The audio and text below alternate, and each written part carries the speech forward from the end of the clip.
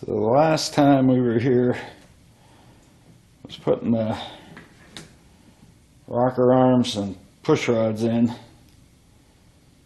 and found out we had a defective lifter from Comp Cams. So I had to ship it back before they'd send me a new one, which they did, really no questions asked. But it took me, 10 days between when I discovered it was bad and I got it back, and then weekends and stuff got in the way, so it's been a couple weeks since I've been down here to work on this. It's getting close to the end of the season that I can actually work on it, because it's getting close to Thanksgiving in about 3 weeks. So there's the installation of the lifter. Next thing is I need to put a push rod in. Actually, no, next thing is I need to turn the engine until the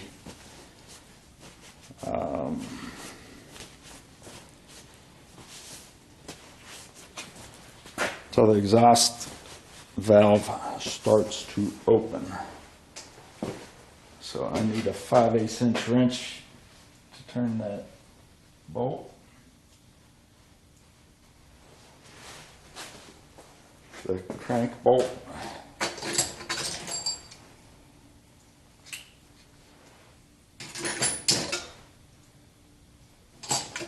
And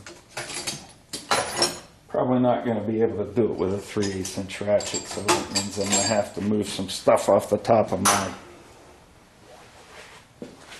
tool chest to get my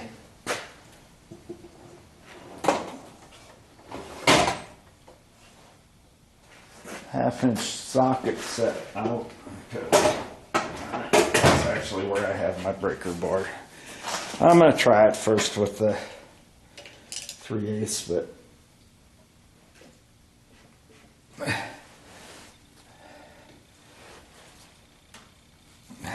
that's going to be too hard. Can do it, but why work that hard when I can put a breaker bar on it and make it go a lot quicker?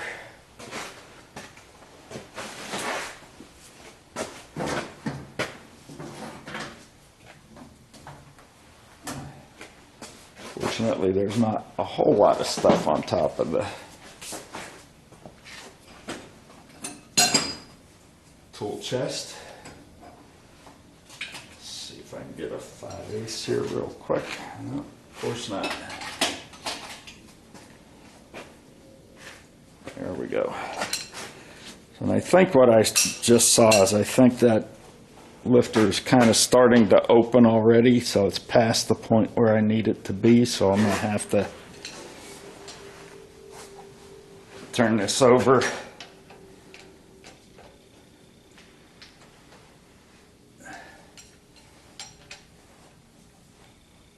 A whole 2 revolutions almost. Okay, the exhaust valve is closing. Intake's opening.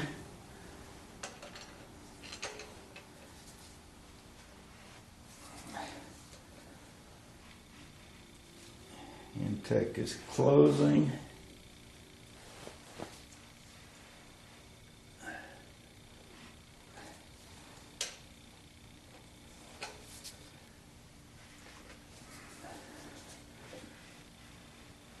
Should take another whole revolution, and then the exhaust should start to open.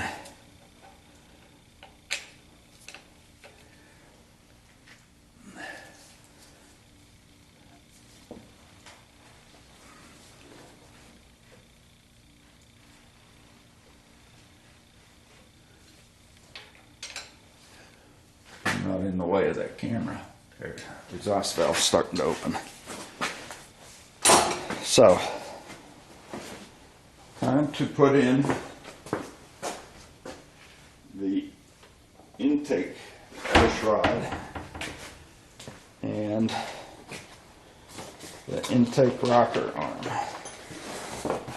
So I'm going to put some assembly lube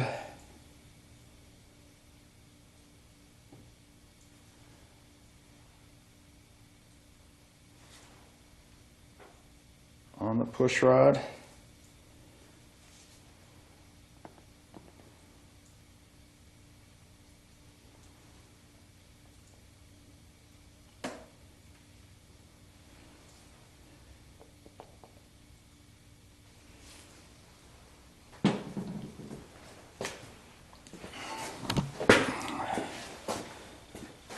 Down through the guide.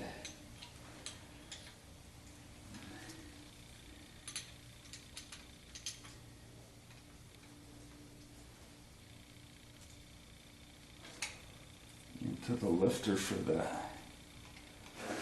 intake.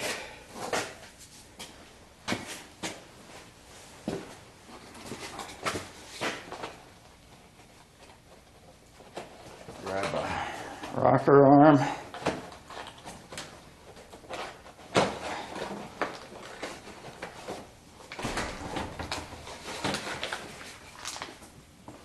I'm going to make sure that these are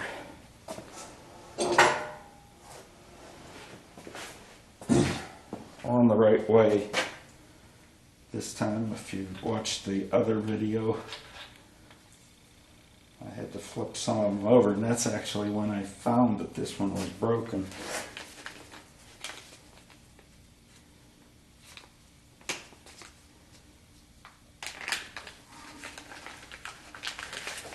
So here we have the rocker arm nut.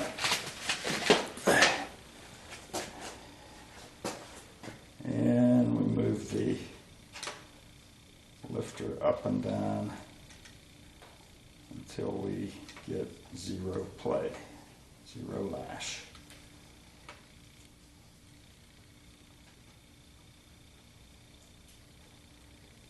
And if you watched the other video, that was right about the time that it's consistent. It's about the time that bottoms out.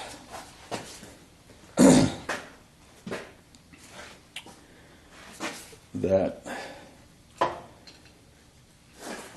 it goes, and then we need to take it a half a turn. I'm going to use a ratchet for it because it's easier to measure that half a turn.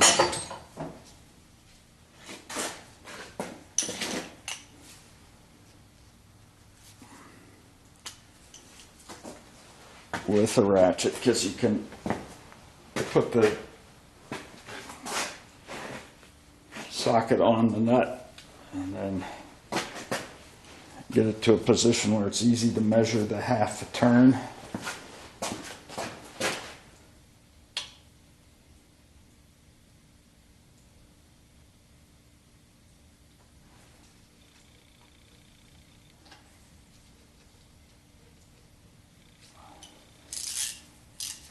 Okay, that is tightened.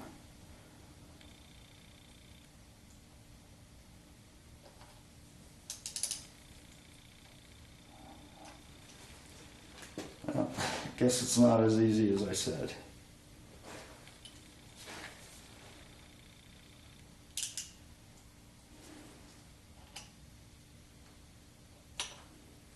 Okay, that's pretty much a half. Plus it's easy to measure a half a turn from. By the way, I did clean off the rust preventive coating they put on it at the factory and soak it for at least 2 hours in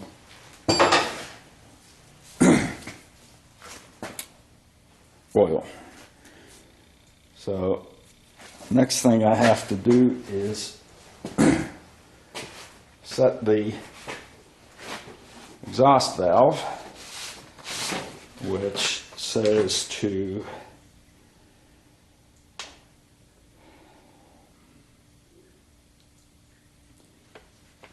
wait until the intake valve reaches maximum lift and is almost all the way back down. So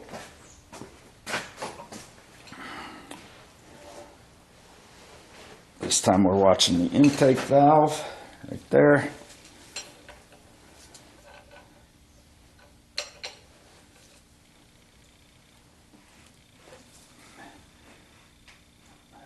Exhaust is still going up.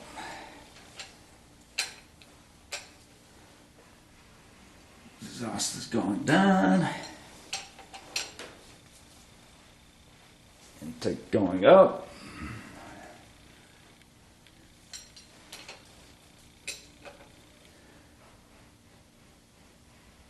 Intake going down. That's almost to the bottom. And I'm betting there's a lot of leeway in that because they're getting you onto the round part of the camshaft lobe, and that's really the majority of the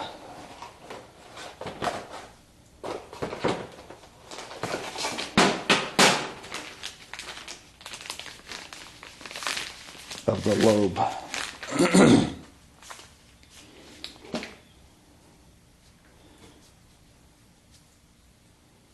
So get some assembly lube on that. In other words, what I'm saying is there's a little bit of leeway in that.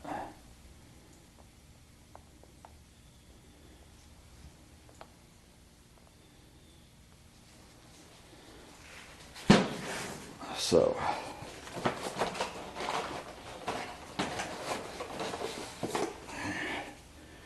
here we are again with the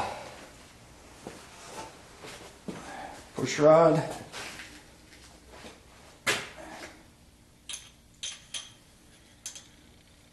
Going into the exhaust, the lifter for the exhaust, making sure that the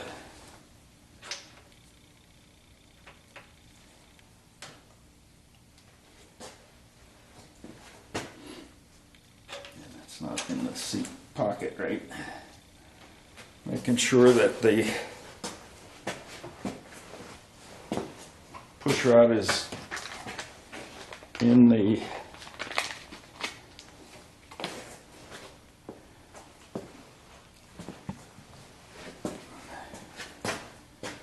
pockets on both the lifter and on the rocker arm. I'm going to just kind of take this down to the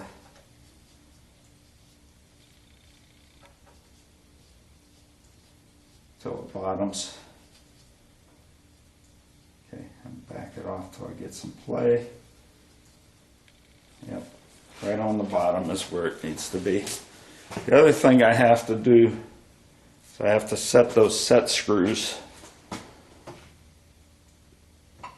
once I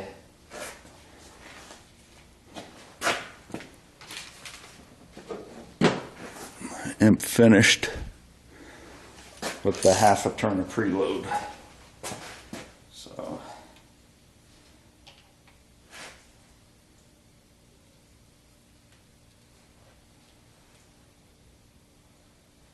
half a turn.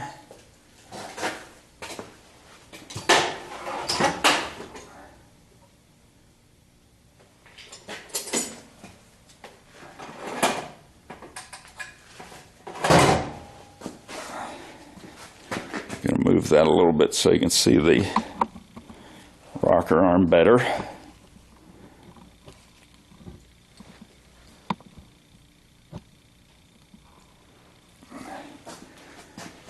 I'm going to hold it with this wrench, but I don't really think it needs to be held because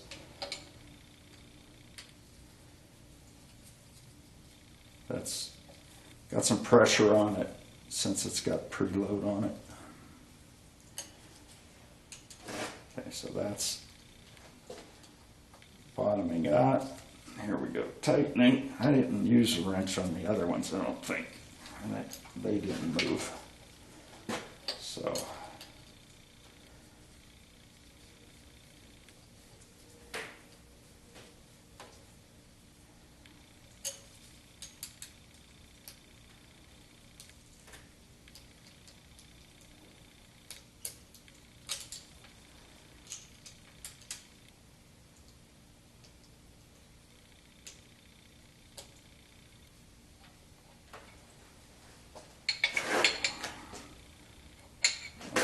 Arm's going to be in the way there.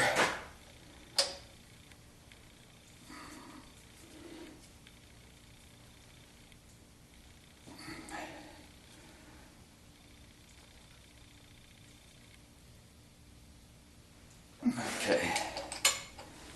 That appears to be tight.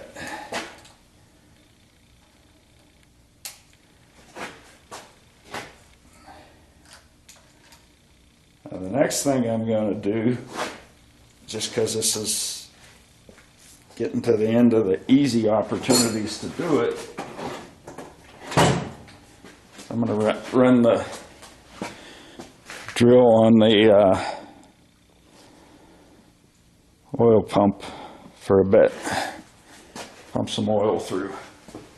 I already tried it this morning without those two lifters in there, and all the oil was coming out there, so I don't think it was getting to the other lifters.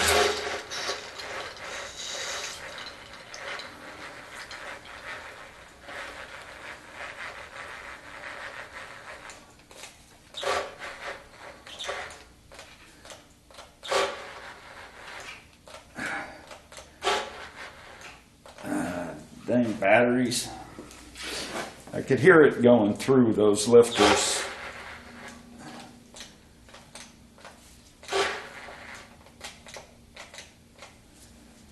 Well, I'm going to set that aside a little bit and do some planning for the intake manifold gaskets. I'll put the battery on the charger, and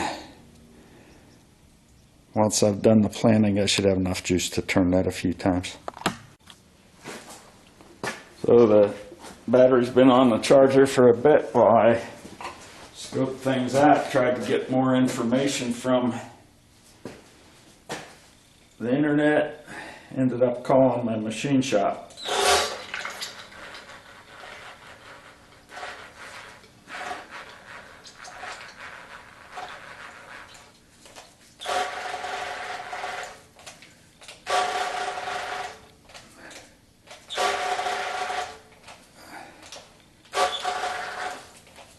Okay, that's about as good as it's going to get today. What I am going to do, that tool will actually work with the intake manifold on, so it will get spun again with a better drill once I am ready to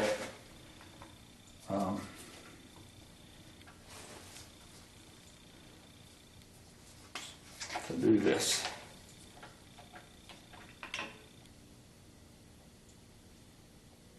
By do this, I mean ready to fire it up.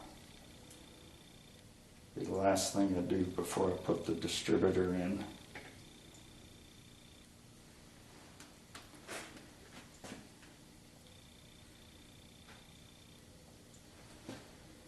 So, the reason I called the machine shop is because I've been looking at videos. Things have changed since I've done this in terms of gasket technology, and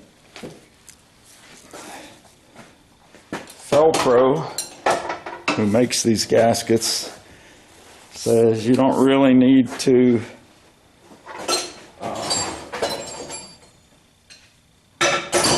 use any kind of gasket sealant on it.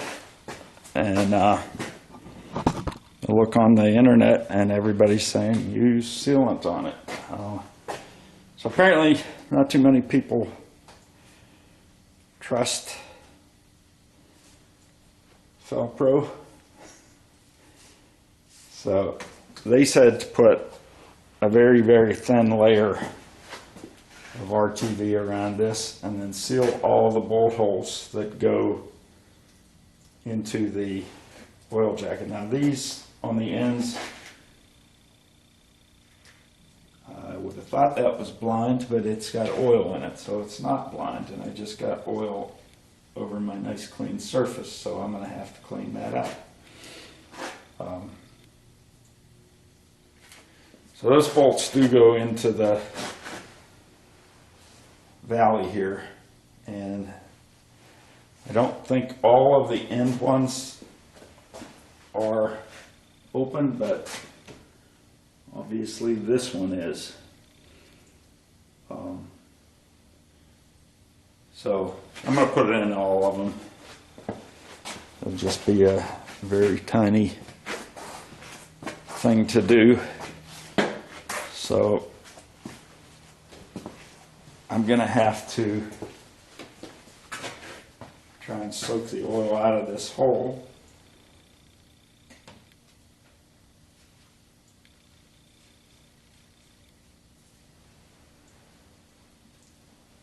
That's the only one that got oil in it, but it's the nearest one to the oil pump, so actually I'm not surprised. These other ones, they're just a hole that goes down into the valley, so those aren't going to be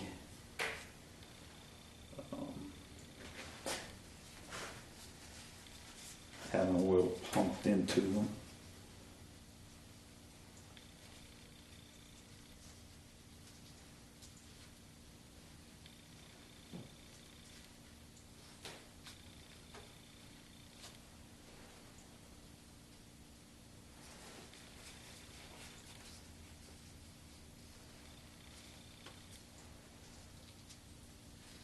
So I'm going to dry that out, and I'm going to wipe that off with acetone again. So I'm not going to video that.